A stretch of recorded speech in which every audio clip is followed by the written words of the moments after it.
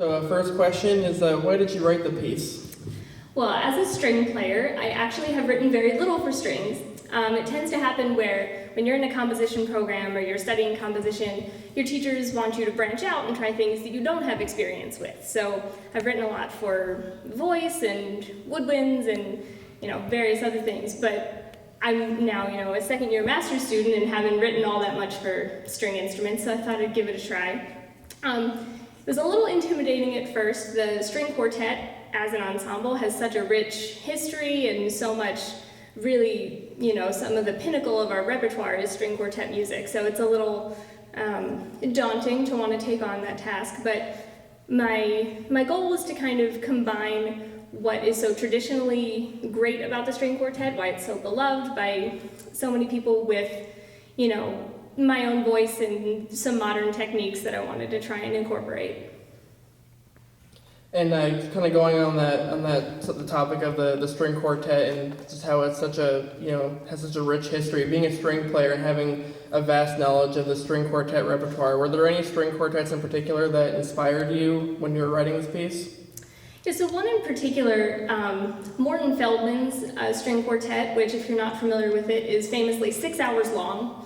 It's just very expansive and it's quite an experience. I mean, I've certainly never sat down and listened to the entire thing, but I would actually love to go to a live performance of it someday.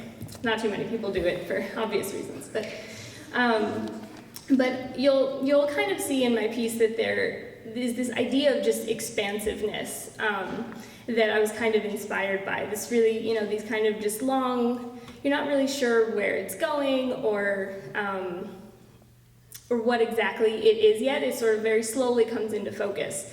So I was definitely inspired by that in a less direct way, like things that I weren't necessarily listening to, at the time, trying to really incorporate into my piece. Definitely Beethoven string quartets. They're some of the, the standards of the repertoire, and I have, again, as a string player, I have a lot of experience with them.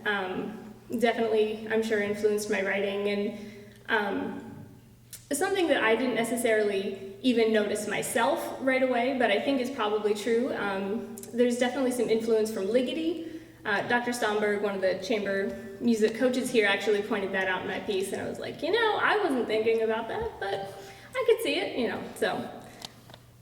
Yeah, those are the main ones. Okay, thank you. And you'll hear it later when we hear the piece, but the opening and the ending of the piece, they have these sort of timed fermatas where they hold the note for a certain amount of seconds. Now, was there any specific reasoning for the different timings, or was it just sort of random? That's a good question. So like Dalton was saying, in the opening and ending of the piece, there are these very long, expansive chords, which are notated, in the player's parts, rather than number of beats like we're used to seeing in music, but with, seconds, around 3 seconds, around 5 seconds, that kind of thing, which is a technique I haven't really used before. But yeah, the timings weren't random. I wouldn't call them random. There's definitely I want there to be a certain type of pacing, but I also left it up to the performers to a certain degree as well. Instead of writing in the part, exactly 3 seconds or whatever, I really want it to be more of a feel of just out of time, it doesn't really have, any bar lines or any discernible way of counting it. It's very just kind of open and static. So that's really what I was going for, rather than, really specific exact amounts of time. I just wanted to leave it up to the performers to kind of interpret as they would. Thank you. And you'll hear when you hear the piece, it's really quite a unique harmonic palette that you use. Is there a specific reason for that harmonic language? The harmonic language is pretty quintessential of kind of my style of writing. It's not very atonal, but it's also not really functional harmony either. There's basically one pedal note that sort of exists mostly in the cello throughout a large portion of the piece, and it's kind of the one that doesn't fit into the rest of the chord that the other instruments are playing.